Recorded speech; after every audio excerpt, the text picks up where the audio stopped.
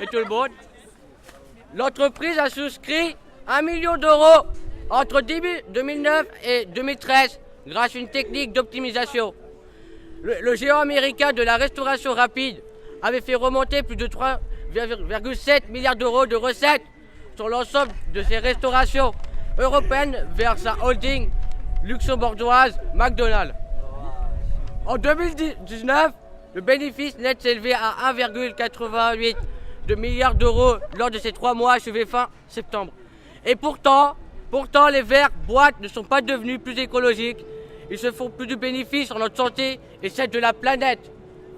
D'après le témoignage d'une salariée de McDo, tout travailleur chez McDo est en CDI, je cite, c'est un moyen pour l'entreprise de ne pas avoir à payer les indemnités de fin de contrat des CDD, sachant que beaucoup de démissions assez rapidement car ce sont des manières générales des étudiants. Même humainement, ils ne respectent rien.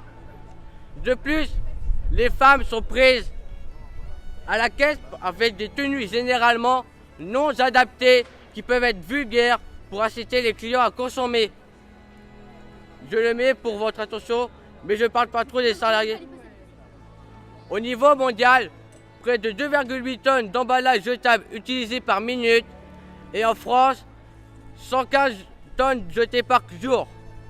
Ce sont les chiffres vertigineux de la production de déchets de McDonald's. McDonald's, fournisseur de cruauté animale, toujours sur le problème de McDo qui s'enrichit sur le dos des consommateurs. Il propose des produits carnés issus d'un élevage où les animaux sont maltraités. Ces animaux sont tués dans des conditions horribles. Lorsqu'ils sont menés à l'abattoir, les animaux sont détenus dans de petites boîtes où ils sont trop bien nombreux. Au moment de l'abattage, ils se sont pondus chez les pattes et égorgés vivants. Ces méthodes réduisent les coûts.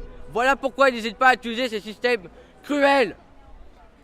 En effet, l'entreprise ayant besoin colossal de viande et de bœuf et de volaille, ils ne surveillent pas les méthodes d'abattage de ses fournisseurs.